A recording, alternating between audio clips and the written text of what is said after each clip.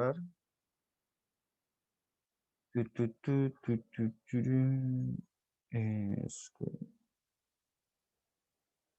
Perfecto.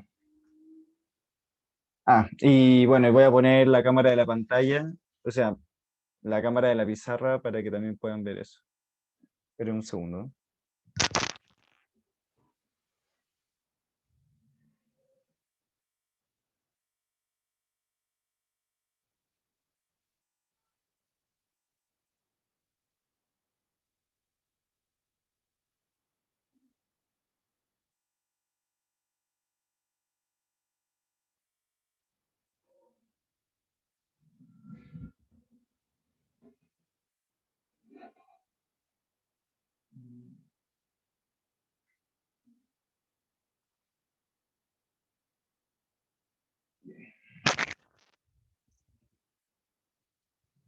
Creo que ahí deberían ver bien, ¿o no? Díganme si es que tienen cualquier problema con ver esa camarita.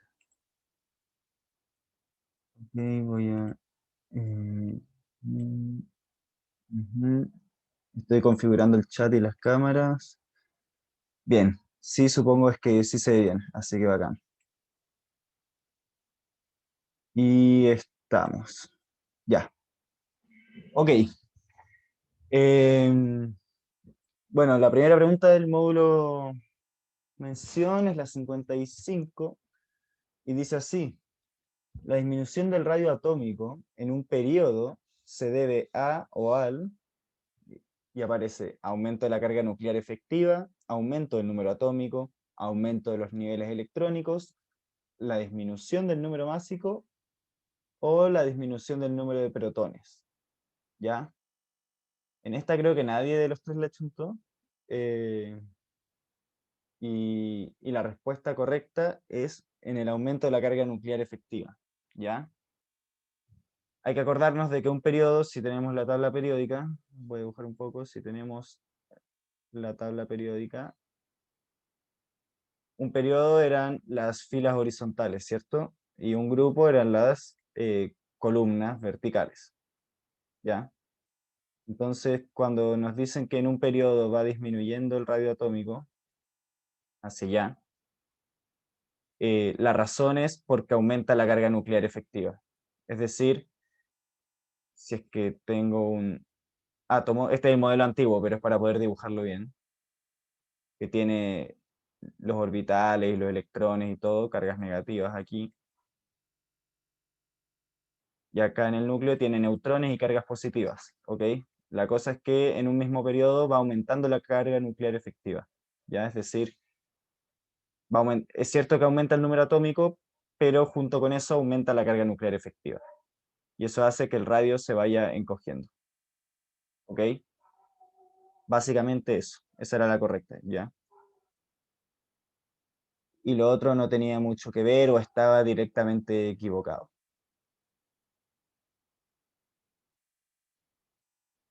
Y ahora, bueno, hay como dos o tres preguntas de adición que yo le voy a sugerir al Jairo, que es el coordinador de la sección de química, que les hagan ahora, bueno, lo que son nuestras vacaciones, pero no sé si ustedes tienen vacaciones o no.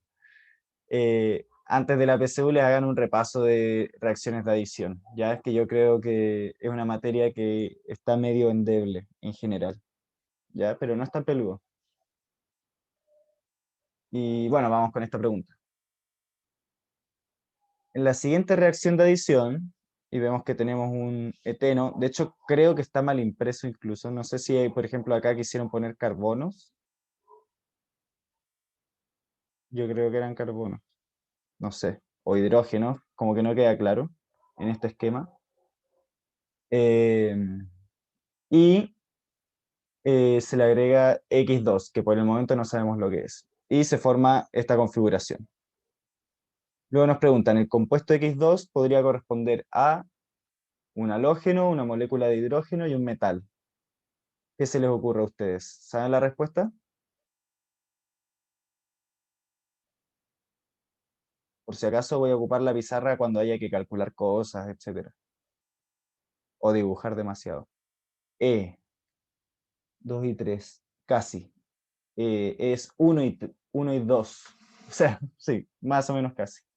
En general, los halógenos, que son como el flúor, el bromo, etcétera, es el grupo anterior a los gases nobles, tienen mucha electronegatividad y son los que generalmente se llama como un ataque nucleofílico, creo, o reacción nucleofílica, en que generalmente son los que se meten y generan esta configuración, ¿ok?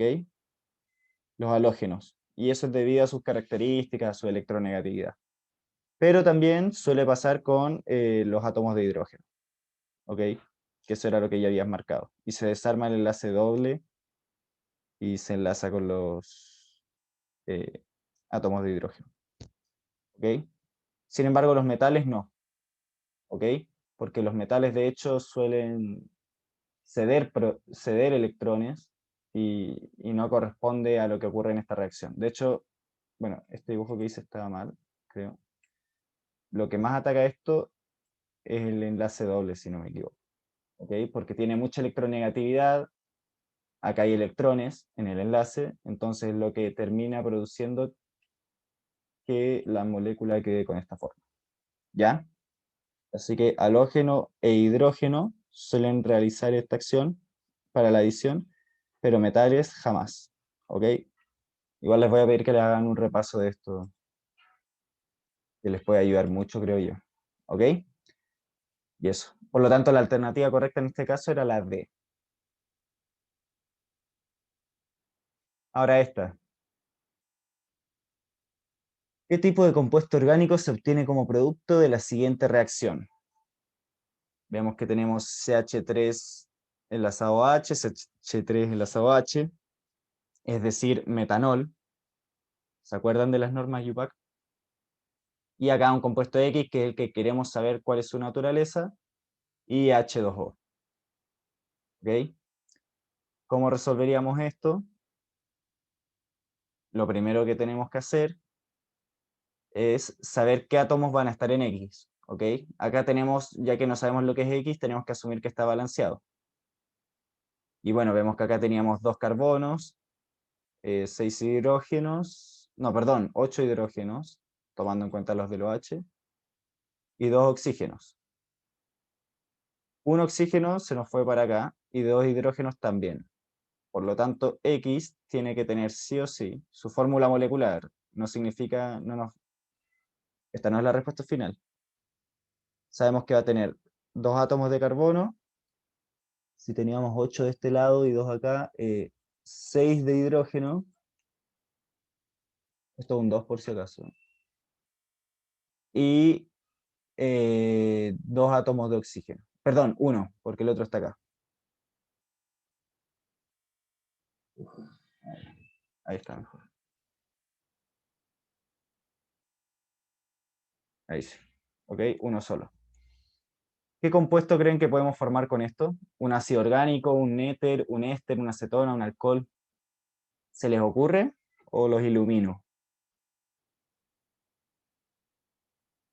Intenten de ir acomodando las moléculas, o sea, los átomos.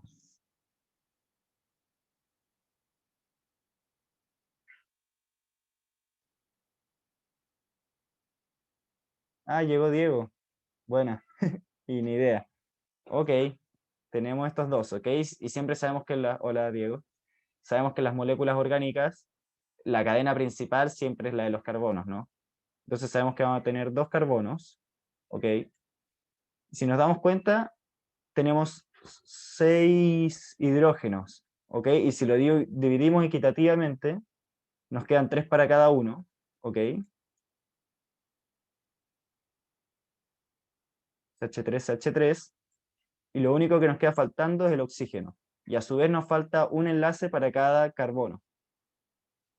Entonces lo que corresponde acá es que el oxígeno se enlace a estos y ahí queda el carbono tetravalente, es decir, con 4 enlaces, los hidrógenos, bueno, con su enlace simple, y el oxígeno con sus 2 enlaces.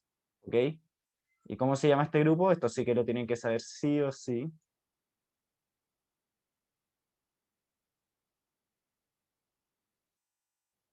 ¿Es un ácido orgánico, un éter, un éster, una acetona o un alcohol? Éter, perfecto, Diego. Y esa era la alternativa correcta. Muy bien. ¿Ya? Así que eso. Eso es esta pregunta. ¿Queda alguna duda antes de que borre lo que anoté aquí?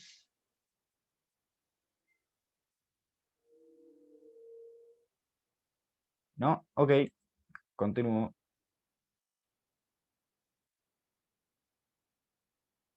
Bacán. Acá nos dicen, se tiene la ecuación química, nos la muestran, donde A, B, C y D corresponden a coeficientes estequiométricos. Esta ecuación estará equilibrada si los valores de A, B, C y D son, y nos muestra muchas opciones. Entonces, ¿qué nos están pidiendo acá básicamente? Eh, Balancee la ecuación. Esto es algo que todos deberíamos saber, ¿cierto? Eh, bueno, ¿qué átomos tenemos? Tenemos el de hierro, azufre, si no me equivoco es la S, y oxígeno, ¿ok?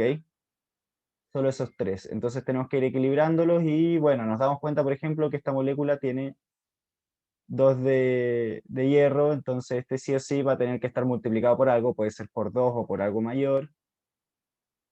Vemos que de este lado, en general, vamos a tener siempre números pares de... O sea, si es que B es un número entero, lo digo como consejo, acá cada uno lo puede ir haciendo. D, dice Vani al tiro. Qué rápida, ¿eh? Pero me gusta porque igual tenemos hartas preguntas que revisar y quiero llegar para el final. Probemos con la B, ¿no? Si esto es 4 7 2 4 porque podríamos ir probando con todo esto, ¿cierto? Pero ahí Vania nos dio una sugerencia. Vemos de cada lado cuántos hay. Hay 4 átomos de hierro, ¿cierto? De este lado izquierdo, los reactantes. Y en los productos también, porque 2 por 2 4. Hay 4 átomos de azufre.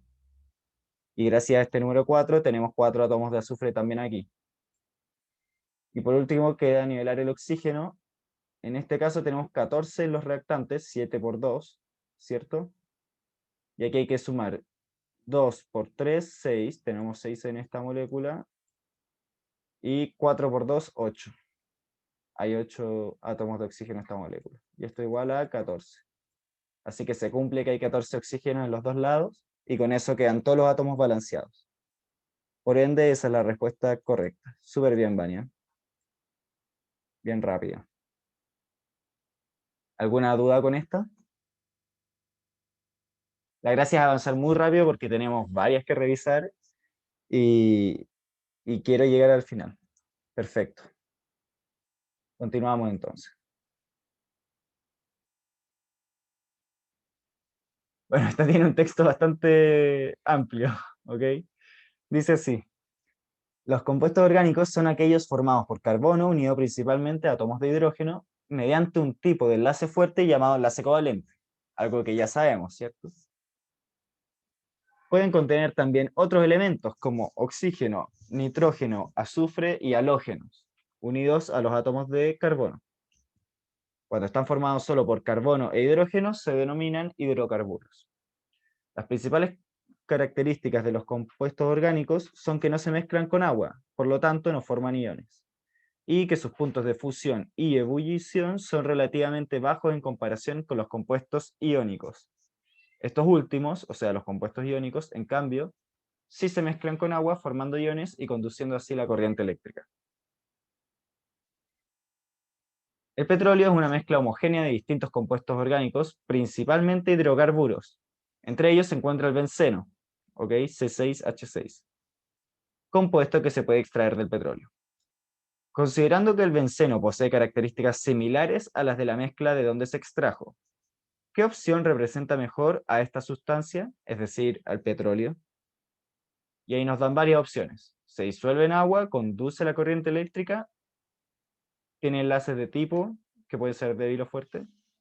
Aquí quiero que ustedes, ya que era pura comprensión lectora, quiero que ustedes me digan qué creen que es correcto. La alternativa, así de una.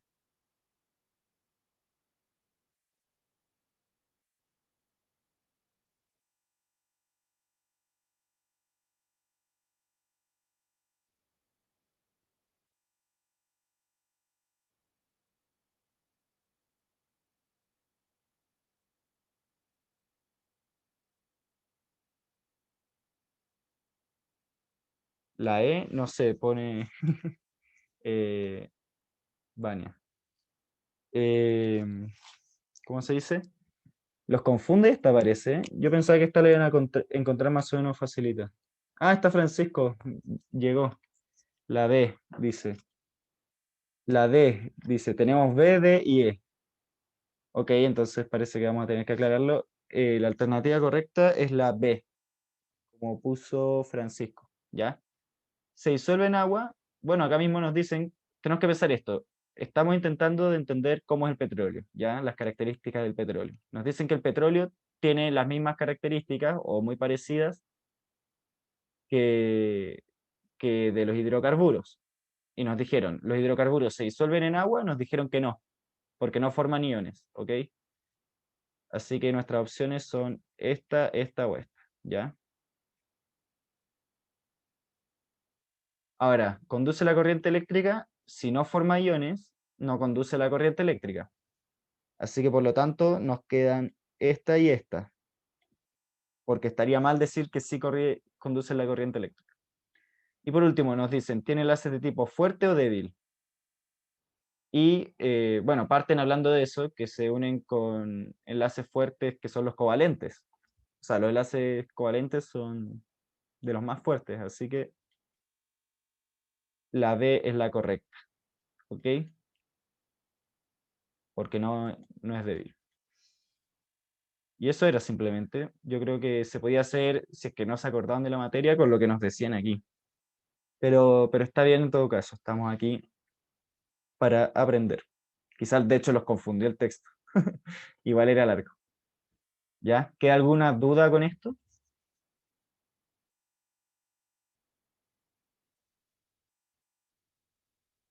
Perfecto.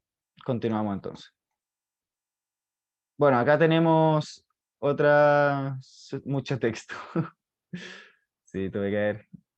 Ojalá hubiera agregado cosas así. Eh, ¿Cómo se dice? Bueno, como les dije, esta materia que es adición, sustitución, etcétera, que es reactividad en química orgánica, les voy a decir que les hagan un pequeño repaso, porque creo que está medio débil, ¿ok? Pero aún así vamos a revisarla aunque sea por arriba, ¿ya? Y nos dicen esto, nos dice la siguiente reacción de sustitución nucleofílica, y nos muestra solo la primera parte, en que tenemos una molécula orgánica y OH menos, y no nos dicen qué hay en los productos. Y nos dicen, tendrá como productos, y nos muestran tres moléculas, ¿ya? Y hay que decir cuáles van a ser productos y cuáles no, ¿ok? ¿Ustedes podrían decir cuáles van a ser productos y cuáles no? Mientras piensan, porque voy a esperar a que ustedes me respondan, les explico por si no se acuerdan. ¿Qué era la sustitución nucleofílica? No sabía lo de la sustitución nucleofílica. Ya, ok. Está bien que lo digan porque así voy cachando si es porque no sabían o porque se equivocaron, etcétera. Por eso les digo, necesitamos hacer un repaso de esa materia, ¿ya? La sustitución nucleofílica ocurre en general cuando tenemos cosas así. Tenemos un carbono, por ejemplo, esto podría ser un... No, no estoy seguro si puede ser un hidrógeno. De hecho, hasta yo me confundo con la sustitución nucleofílica. Lo que sí estoy seguro es que en general una molécula de carga negativa o un halógeno, como bromo, como yodo, como flúor, etcétera, se llama sustitución nucleofílica porque esto es como que ataca a este núcleo y se hace un intercambio. Entonces queda esta misma molécula, pero en vez del bromo se llama sustitución porque se sustituye por OH, es decir, acá en vez de bromo vamos a tener OH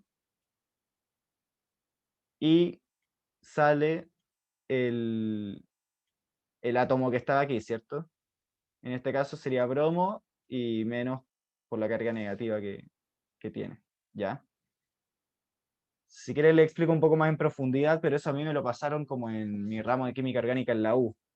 Generalmente esto pasa, voy a borrar un poquito el dibujo, cuando tenemos un átomo electronegativo acá, como el bromo, se genera un pequeño delta de carga, ¿ok? Es decir, este es muy electronegativo, atrae los electrones y se simboliza así la letra delta, menos, ¿ok? No es que esto tenga una carga negativa real como completa, pero sí está polarizado. Y del lado opuesto se genera un delta positivo, ¿ok? Porque es como que los electrones se acercan a ese lado y acá queda una zona un poco más positiva y acá una más negativa.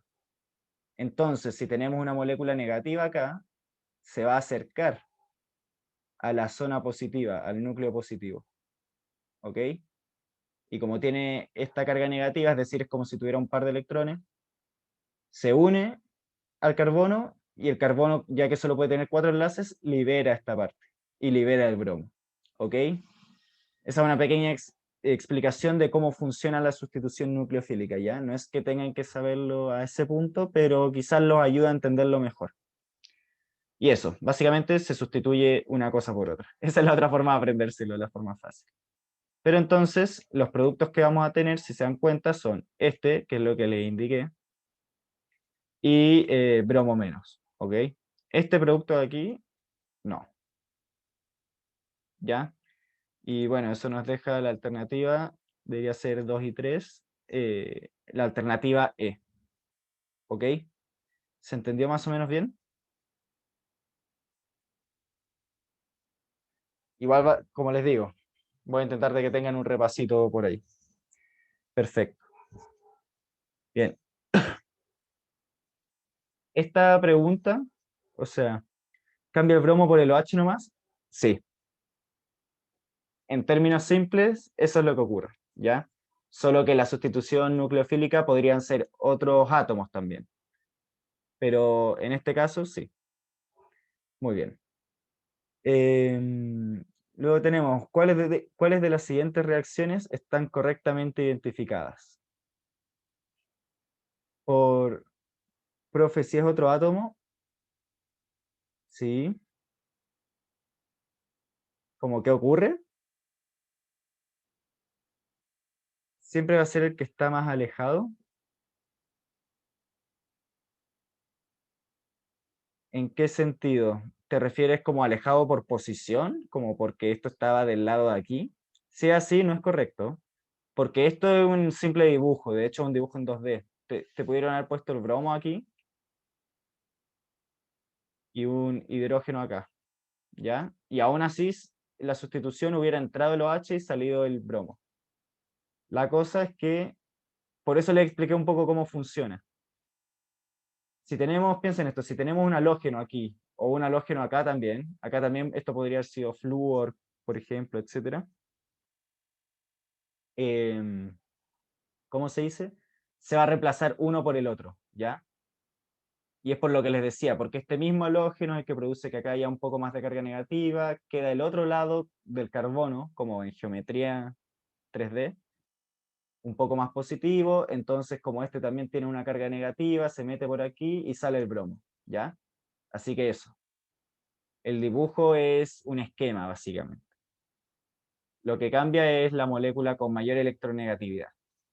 En este caso, el bromo tiene mucho más electronegatividad que los hidrógenos, ¿ok? Y eso, ya. Esta pregunta, por asuntos de fuerza mayor, nos la vamos a saltar, ¿ya? Voy a intentar después subirles un video de 30 segundos explicando cómo funciona esto, ¿ok? Así que adiós, pregunta 61. Y hola, pregunta 62. La pregunta 62 dice así. Y en esta igual se equivocaron. Estuvieron cerca, pero les faltó el detalle final. Dice así, el punto de ebullición es la temperatura a la cual la presión de vapor de un líquido iguala a la presión externa, por lo que las moléculas de líquido pasan a la fase gaseosa. A nivel del mar estamos sometidos a una determinada presión atmosférica, y si subimos a una montaña, esta presión disminuye. Varias experiencias muestran que a nivel de mar el agua hierve a 100 grados Celsius y es posible cocinar los alimentos a esa temperatura. Si subimos a una montaña, se espera que el punto de ebullición, y nos dicen, aumente y la cocción de los alimentos sea más rápida, no varíe y la cocción de los alimentos tampoco, aumente y la cocción de los alimentos sea más lenta, disminuya y la cocción de los alimentos sea más rápida, o disminuya y la cocción de los alimentos no sea completa. ¿Ok? Bueno, aquí creo que somos como 3, 4 alumnos, y 3 dieron el ensayo, creo que 2 de aquí, así que estamos 2 y 2 entre los que hicieron esto y los que aún no lo hicieron, el ensayo. Pero bueno, primero que nada, el punto de ebullición, que a esto en general sí le achuntaron, ¿aumenta o disminuye si es que tenemos menos presión?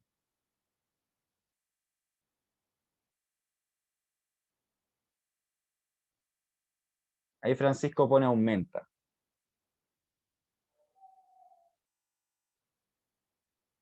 ¿Alguna otra respuesta o nos quedamos con la de Francisco?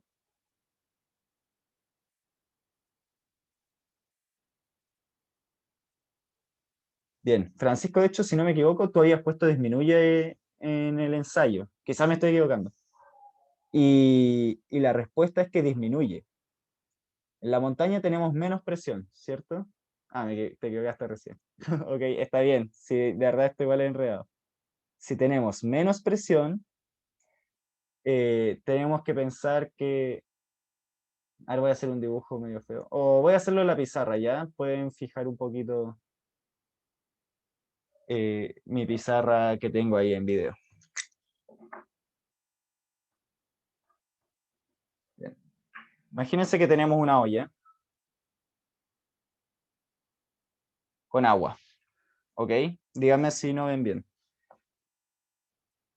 Lo que nos decían, sobre todo en la primera parte, es que, bueno, si es que vamos aumentando la temperatura, piensen que al aumentar la temperatura, las moléculas de agua ganan energía cinética, es decir, se mueven más, chocan más y aumenta su presión de vapor, ¿ok? Es decir, también aumenta la presión como contra la atmósfera. Acá está el aire, la atmósfera, ¿ok? Entonces, mientras más temperatura, más presión, ¿ya? De vapor. Y por ejemplo, si acá tenemos una presión que nos empuja para abajo a nivel del mar de una atmósfera, para que se empiece a ebullir todo esto, necesitamos que la presión de vapor del agua también sea una atmósfera, es decir, que la iguale, ¿ya? Y eso se logra, bueno, subiendo la temperatura, en el caso de una atmósfera, hasta 100 grados. Ahora, si tenemos menos energía, si tenemos 0,7 atmósferas, también necesitamos una presión de vapor de 0,7 atmósferas, y para alcanzarla, también necesitamos que suba la temperatura, pero menos, ¿ok?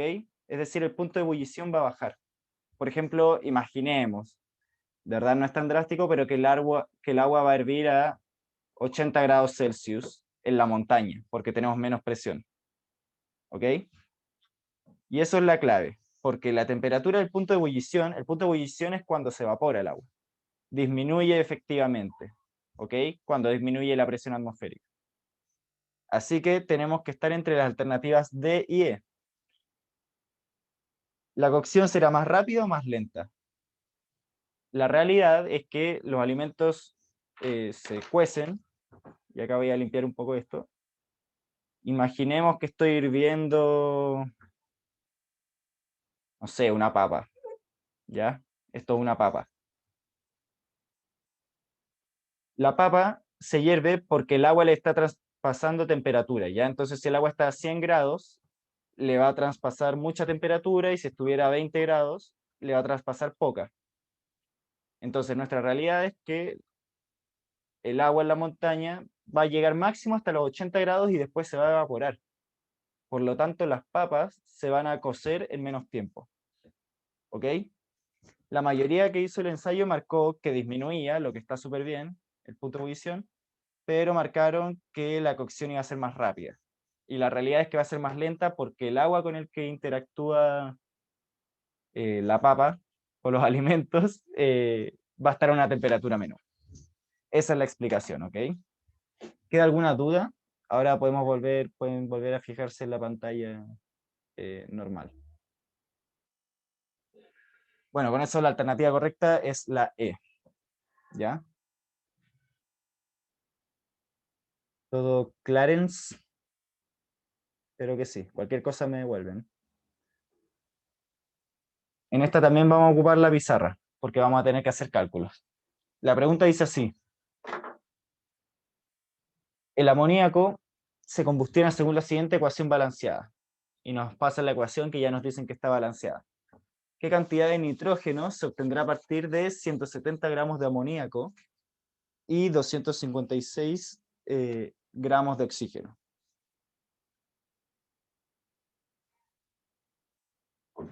Vamos a calcular, ¿no?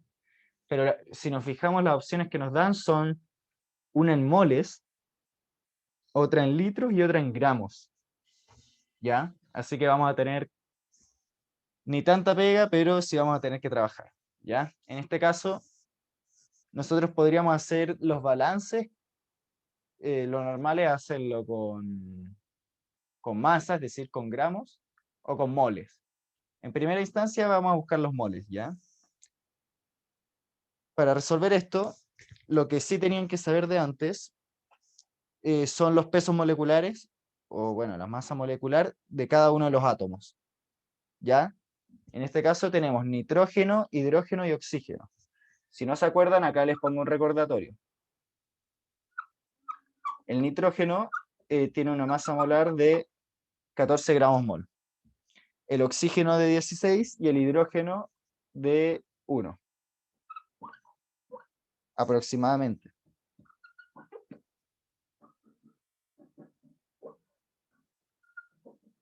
Y ahora las moléculas que tenemos, para poder calcular los moles que teníamos de cada una, vamos a calcular la masa molar de cada una de las moléculas que tenemos ahí, o al menos de las que nos interesan, que son los dos reactantes y el nitrógeno, N2, ¿ya?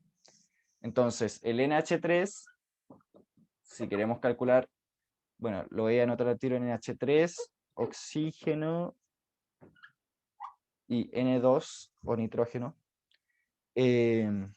Vamos calculando. La masa molar debe ser la suma de la masa molar del nitrógeno más 3 hidrógenos, es decir, 14 más 3, que nos da 17 gramos mol. ¿Ya? El oxígeno son 2 átomos de oxígeno, entonces 2 por 16, que nos da 32. Y el nitrógeno es 2 por 14, que nos da 28 gramos mol. ¿Ok? Entonces ahora lo que podemos hacer es, ya que tenemos la masa de reactantes, podemos calcular los moles de reactantes que de verdad tenemos, ¿cierto? ¿Se acuerdan de la fórmula típica que siempre les menciono? Se los voy a poner acá en una esquina. Ojalá la alcancen a ver bien. En que moles, que se simboliza como N, de número de moles, es igual a masa, aquí yo pongo gramos, partido peso molecular, que siempre está en gramos mol. ¿Ok? Ahí quedó en una esquina. Y como tenemos la masa de los reactantes y la masa molecular, vamos a poder calcular la cantidad de moles, ¿cierto? Entonces, ¿cuánta masa tenemos de amoníaco? Nos dicen tenemos 170 gramos de amoníaco. Ok, 170 gramos. Y su masa molar es 17 gramos mol. Entonces esto nos da que tenemos 10 moles de amoníaco. ¿Ok? Ahí le pongo un NH3 chiquitito, no sé si lo alcanzan a ver, pero para que sepamos que tenemos 10 moles de NH3. Ahora vamos con el oxígeno. Nos dicen que tenemos 256 gramos de oxígeno. Y sabemos que la masa molar de la molécula de oxígeno es 32 gramos mol. Si hacemos esta división, confíen en mí, nos da 8 moles. ¿Ya? De oxígeno. Y ahora podemos hacer la famosa regla de 3. En la fórmula original que nos muestran ahí, sabemos que 4 moles de amoníaco, NH3, reaccionan con 3 moles de oxígeno, ¿ya? Vamos a hacer esta primera regla de 3 para ver cuál es el reactivo limitante si es que hay, o si es que están en proporciones estequiométricas, ¿ya? Entonces acá tenemos amoníaco del lado izquierdo y oxígeno del lado derecho. 4 moles de amoníaco con 3 de oxígeno. Y bueno, podemos probar 10 moles de amoníaco. ¿Con cuántos con cuántos moles de oxígeno van a reaccionar? Ocupamos regla de 3, nos queda 10 por 3, 30, partido 4 nos da, y confirmen de nuevo, 7,5. ¿Ya? ¿Qué significa esto? Significa que nuestros 10 moles de amoníaco se consumen en conjunto con 7,5 moles de oxígeno. Y aquí les pregunto y quiero que me respondan ustedes, ¿cuál es el reactivo limitante? ¿El amoníaco o el oxígeno? ¿Cuál se acaba primero? Tomando en cuenta, acuérdense que las cantidades reales que tenemos de cada uno son 10 moles de amoníaco y 8 de oxígeno.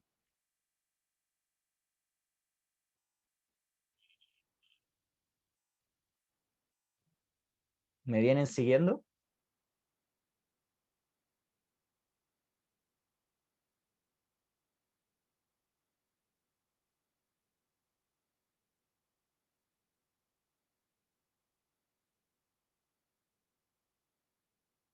Vamos, vamos, chicos y chicas. ¿Están perdidos o están mirando las nubes en sus casitas? Incluso los que no pescaron recién. ¿Cuál es el reactivo limitante? Si teníamos que originalmente 4 moles de amoníaco reaccionaban con 3 de oxígeno, y ahora calculamos para los 10 de amoníaco que tenemos realmente, necesitamos 7,5 moles de oxígeno. Pero en realidad tenemos 8 moles de oxígeno. ¿Ok? Bueno, espero que deberían saberlo, pero que quizás no lo están poniendo o qué sé yo. Pero acá el reactivo limitante es el amoníaco, porque si se dan cuenta, el oxígeno está en exceso, es decir, se va a consumir todos estos 10 moles de amoníaco que teníamos, que nos habían pasado, y solo se van a consumir 7,5 moles de oxígeno. Pero tenemos 8, entonces nos va a quedar sobrando 0,5 moles de oxígeno, ¿ya? Así que el limitante es el amoníaco y el que está en exceso, el oxígeno. ¿Por qué nos interesa esto? Bueno, porque entonces el reactivo limitante, que es el amoníaco, es el que determina la cantidad de producto que se forma, que es lo que nos interesa, ¿cierto? Así que voy a borrar un poquito aquí.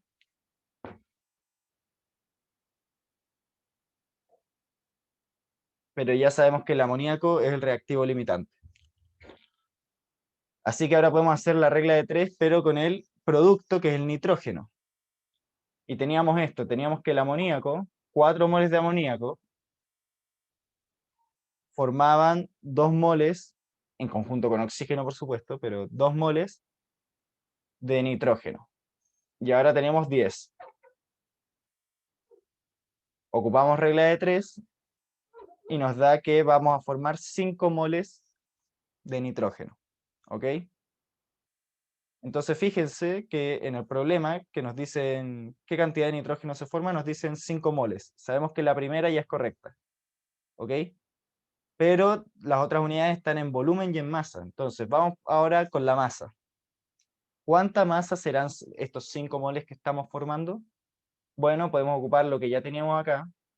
Si tenemos los moles y la masa molar, si es que multiplicamos los moles por su masa molar, vamos a tener la cantidad de masa total que se forma de nitrógeno. Entonces hacemos simplemente 5 por la masa molar, que es 28, y nos da 140. ¿Ok? 140 gramos. Eso es lo que producimos en términos de masa de nitrógeno. Así que la 3 también está buena. ¿Ya? Y acá hay una salvedad, podríamos decir, que es que, ¿cómo se dice? Se está moviendo esto. Perdón. eh, tienen que saberse la ley, o sea, porque si se dan cuenta acá nos dicen CNPT, y acá nos dice, esto significa condiciones normales de presión y temperatura, ¿ok? En general esto significa a una atmósfera y 0 grados Celsius, ¿ok? No es que tengan que saberse eso, pero lo que sí se tienen que saber, si no me equivoco, es la ley de Hess, quizás me estoy equivocando, pero la ley dice que si uno está en condiciones normales de presión y temperatura, un mol de gas ocupa 22,4 litros de volumen, ¿ya? Lo voy a anotar en mi pizarra mágica. Voy a borrar esto acá.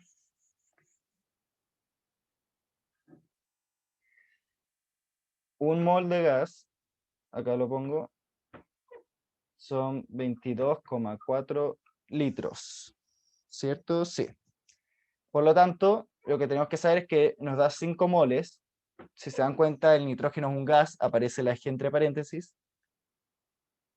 ¿Cuánto volumen ocupará? Hacemos regla de 3, es decir, multiplicamos 5 por 22,4 y nos quedan justamente 112 litros. ¿Ok? Por lo tanto, 1, 2 y 3 eran correctas. Esta era larga, pero creo que les sirve para trabajar muchas cosas. Ya, así que acá la alternativa correcta era la E. ¿Alguna duda? ¿Están vivos por ahí?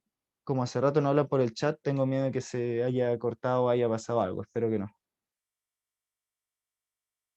Mándenme una señal de vida si podemos continuar con el ensayo. Ah, perfecto, están vivos. Bien, qué bueno. Bien, de estas preguntas había muchas, ¿ok? Profe, están vivos, bacán. O sea, sí, eso. Eh, Está muy simple ya, pero después vamos a ir a ver algunas en que se calculan cosas, etcétera, ¿ya? Pero esta dice así, tenemos esta reacción y nos dan, si se dan cuenta, el delta H, la diferencia de entalpía, ¿ya? Y nos dicen, esta reacción se puede clasificar como endotérmica, exotérmica, endergónica, exergónica o catalítica. Quiero que me digan ustedes cuál es la respuesta correcta.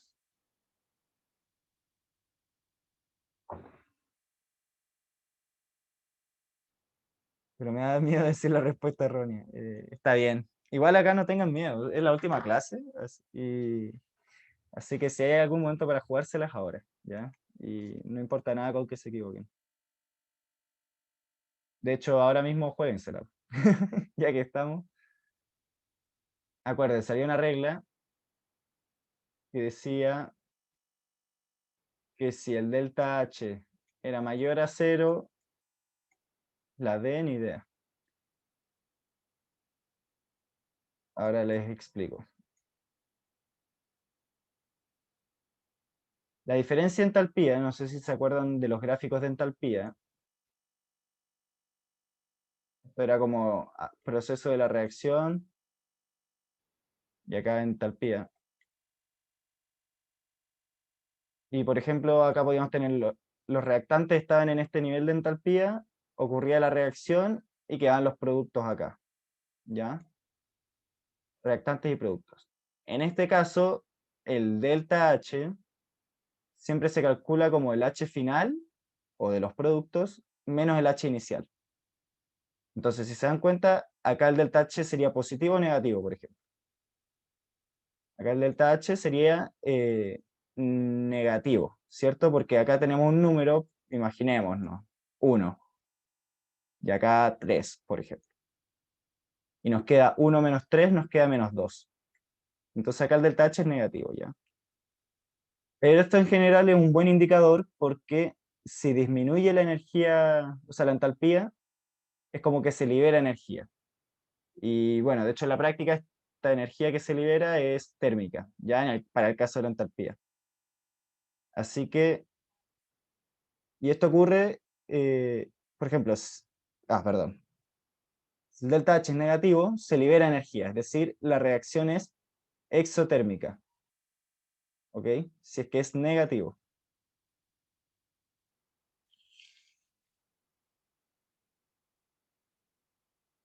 exotérmica, ahí lo tengo. Pero si es positivo, sería al revés. Acá voy a intentar de borrar esto. Bien. Si fuera al revés, por ejemplo, en que los productos están en un nivel de energía más alto, o sea, de entalpía más alto, la resta nos va a dar positivo, ¿cierto? Nos va a quedar 3 menos 1 y nos va a dar 2 que es positivo. Y nos va a quedar esto así. Pero acá lo que se necesita es que se ingrese energía. Para pasar de un estado de energía bajo a uno alto, tiene que entrar energía, ¿ya? Y por eso, cuando tenemos un delta H positivo, como en este caso, ¿se dan cuenta que es positivo? La reacción es endotérmica. Es decir, es de esas reacciones que requieren de temperatura para que ocurran, ¿ok? O sea, de energía, ¿ya? Así que la correcta acá era la A, ¿ya? Acuérdense de esto porque vamos a tener varias preguntas más en que lo ocupamos, ¿ya? Delta H positivo, endotérmica, delta H negativo, exotérmica, ¿ok? Eso. Si no les queda algo claro, avísenme nomás. Justamente ahora tenemos otra cosa con los delta H. En estas, en general, les fue muy bien a los tres que lo hicieron. Así que parece que les quedó bien clara esa materia, lo que me parece genial. Endergónico y exergónico, aprovecho de explicarlo, es muy parecido, pero cuando hablamos de endotérmica y exotérmica, estamos hablando de energía térmica solamente, ¿ok? Calor. Es decir, endotérmica absorbe calor, ¿ok? Solo voy a hacer rayas para ir paso a paso. Exotérmica libera calor. Y endergónica y exergónica es como lo mismo, pero con energía en general, ¿ok? Puede ser otros tipos de energía, ¿ya? Entonces, endergónica es que necesita energía, no solo calórica ni térmica, ¿ok? General, eso mismo. Y exergónica es que libera energía en general, ¿ya? Y esto se ve con el delta G, ¿ok? Funciona muy parecido. Si el delta G es negativo, es decir, los productos tienen un nivel de energía más bajo que los reactantes, eh, va a ser endergónica. Endotérmica y endergónica. Ah, ok, pero al menos tenías bien el concepto de que tenía que absorber energía, ¿ya? Pero te faltó saber si era térmica o general. Así que bacán, Francisco, igual. Y qué bueno que entiendes, Diego. Ahí sí, bacán.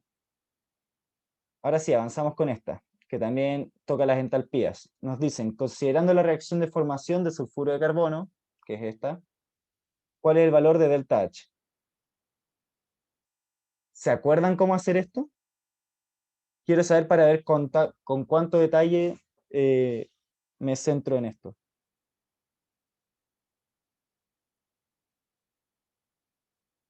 Quiero que digan, ¿se acuerdan nada, poco, mucho?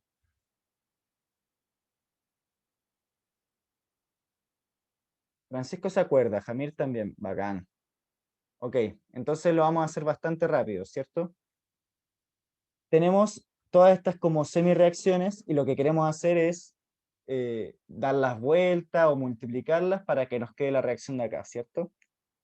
Entonces buscamos el producto, por ejemplo, que es lo primero que yo haría, por ejemplo, y vemos que acá está del otro lado. Entonces lo que yo haría es multiplicar por menos 1 y eso nos da vuelta a la reacción, ¿cierto? Nos van a quedar esta parte de aquí en los productos y esta parte de acá,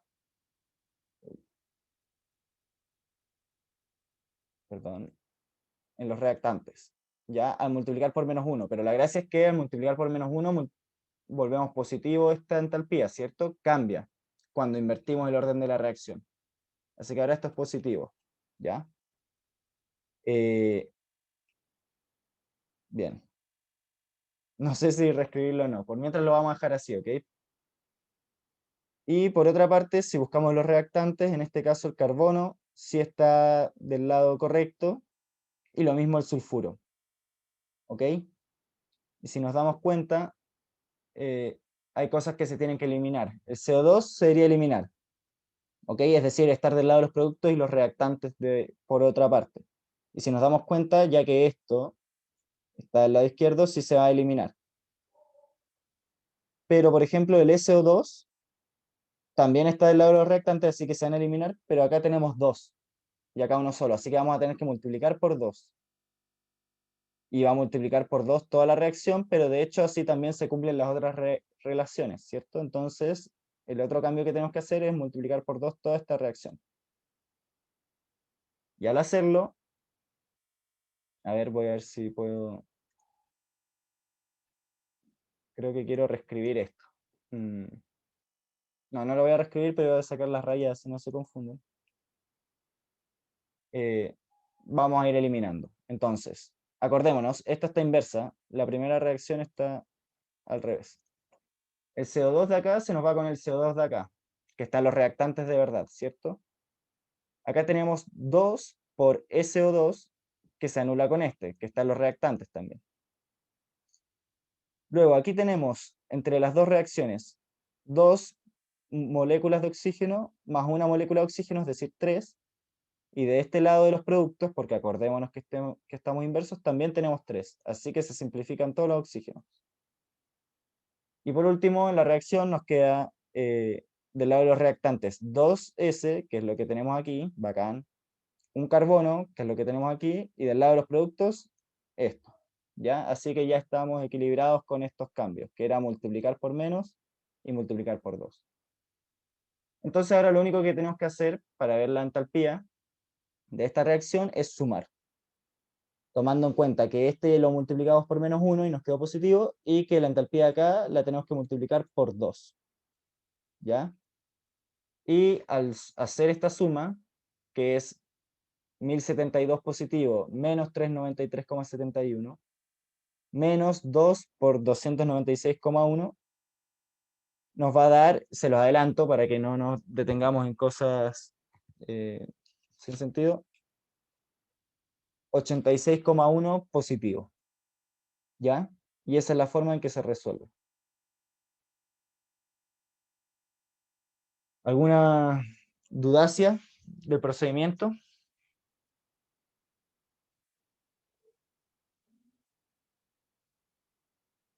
Continuamos entonces, si es que no hay nada. Yo Clarence, perfecto. Estos son como los gráficos que le había mostrado, así que perfecto. Dice así: los siguientes gráficos muestran las variaciones de entalpía y entropía en una reacción química. Vemos un gráfico con entalpía en el tiempo y vemos que aumenta la entalpía en la formación de productos, y vemos el de entropía, que disminuye la entropía. ¿Ok? Y nos dicen, al respecto, ¿es correcto afirmar que la reacción libera energía? ¿Implica una disminución del orden molecular? ¿Y no es espontánea a ninguna temperatura? Esto está interesante.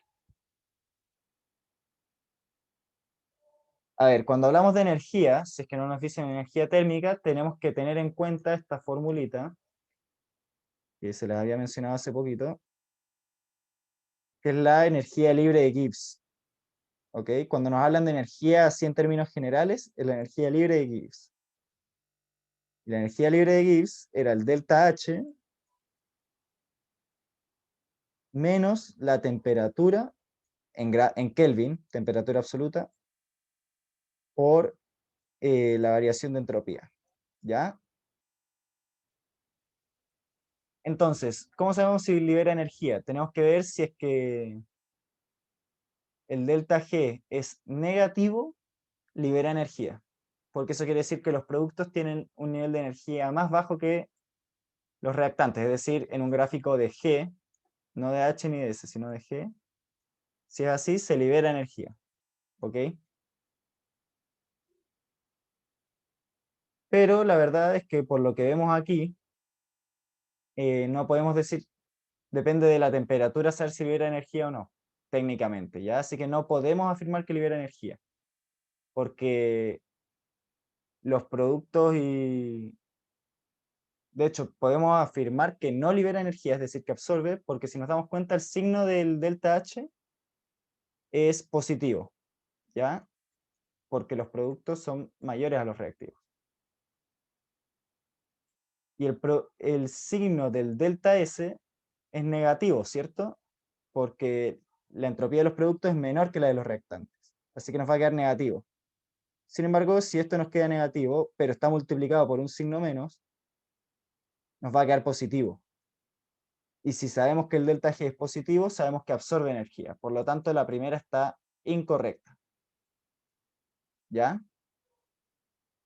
Ahora, luego nos dicen, implica una disminución del orden molecular. Como, acuérdense que la entropía, el S, mide el desorden y el orden. ¿Ya? Y en este caso, lo que pasa, la entropía es el desorden. Y lo que nos dicen acá es que disminuyó el desorden, o en otro sentido, aumentó el orden. Por lo tanto, está mal dicho que disminuye el orden. Es como un trabalenguas esto, ¿ok? Pero aumentó el orden. Así que esta también está mala. ¿Sí? Y por último, para esto se tienen que acordar de una tablita que nos dice si las reacciones son espontáneas o no. ¿Ok? Y básicamente la tablita lo que decía es que si nuestro delta H es positivo y nuestro delta S es negativo, que es justo el caso que tenemos, la reacción no es espontánea. ¿Ok? Así que esta sí está correcta y por lo tanto la alternativa correcta acá es la C. ¿Ok? Esto es pura termodinámica, es una guía que ustedes revisaron, bueno, hace harto tiempo, ¿verdad? Con la Connie. Así que eso, tienen que tener muy clara la fórmula del delta G y entender lo que significa. ¿Ya? Vamos a seguir avanzando, nos quedan 5 minutos, vamos a alcanzar un par más. Dice, la 67 dice así. La velocidad de cierta reacción química a la temperatura del cuerpo humano es 1.000.000 de veces más lenta sin la acción de una enzima. Esto se debe a que las enzimas, y nos dicen, aumentan la temperatura de reacción, aumentan la energía de activación, disminuyen la energía de activación, aumentan la formación de reactantes o disminuyen la velocidad de reacción. Acá igual se equivocaron, o sea, igual eran pocos, eran tres, pero creo que dos o incluso todos se equivocaron en esta. Así que me gustaría que intenten de responder ahora, todos los que puedan, cuál creen que es correcta.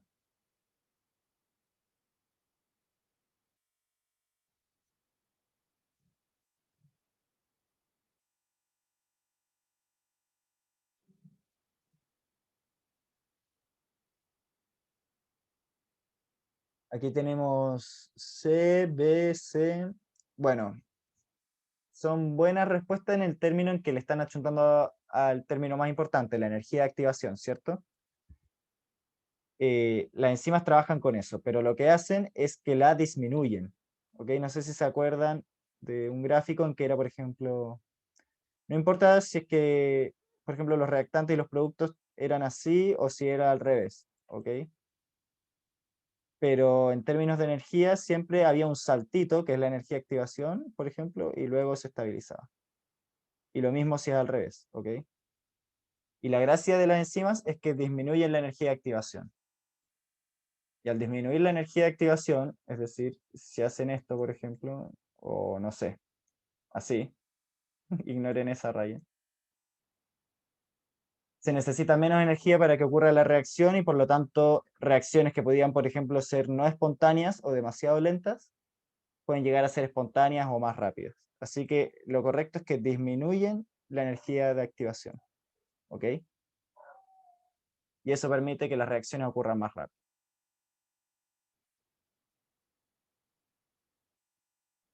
Eso básicamente, ¿ya?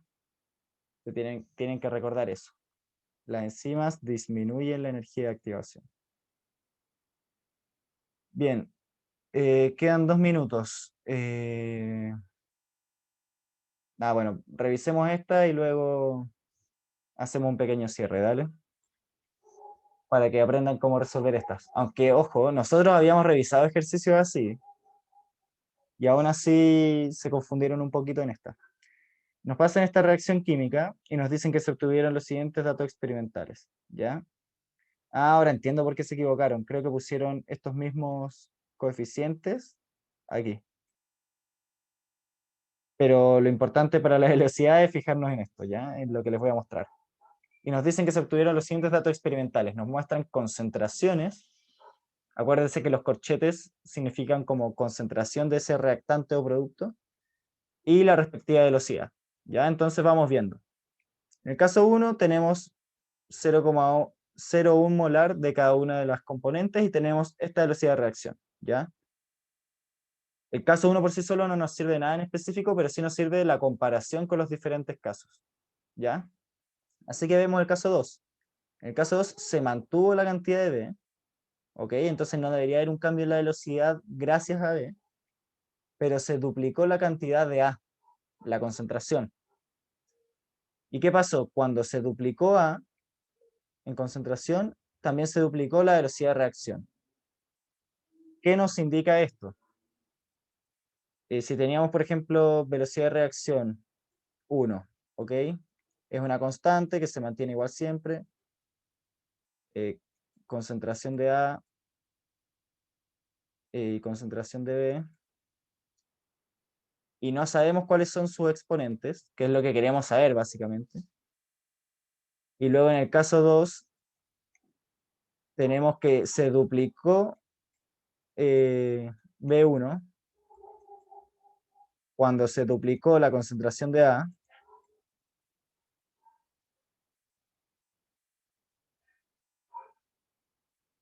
Significa que el exponente que acompaña A tiene que ser 1. ¿Ok? Porque si fuera 2, hubiera cuadruplicado la velocidad de reacción. No sé si ustedes ven eso. Porque ya que esto está elevado a 1, 2 por la concentración de A, simplemente nos queda el 2 aquí, y ahí calza con que se duplica la velocidad de reacción. Pero si hubiera habido un 2 acá arriba, es decir, si es que la concentración de A estuviera al cuadrado o a un número mayor, al duplicarse la concentración de A hubiera cuadruplicado la velocidad. ¿Se entiende? Entonces ahí con eso ya tenemos el exponente de A, sabemos que es 1. Y luego nos fijamos, vamos a comparar el caso 2 y el caso 3. Si nos fijamos, en el caso 2 y el caso 3 se mantiene la concentración de A, así que la concentración de A, o sea, A no va a cambiar la velocidad de reacción entre los casos 2 y 3, pero se duplica la concentración de B. ¿Y qué observamos? Al duplicar la concentración de B, la velocidad de reacción aumenta 4 veces, ¿cierto? 4 por 8, 32. Entonces, ¿qué nos indica esto? Nos indica que el exponente que acompaña a B es un 2, porque al duplicarse aumenta en 4 la velocidad de reacción. Y con eso la alternativa correcta es la A. ¿Ok? ¿Se entiende más o menos cómo se resuelven estos ejercicios?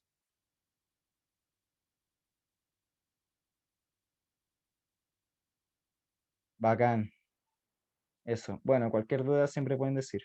Ya estamos en la hora ya, así que no les quiero quitar más tiempo, pero bueno, vamos a dejar hasta acá. Nos quedaron 11 preguntas sin alcanzar a ver.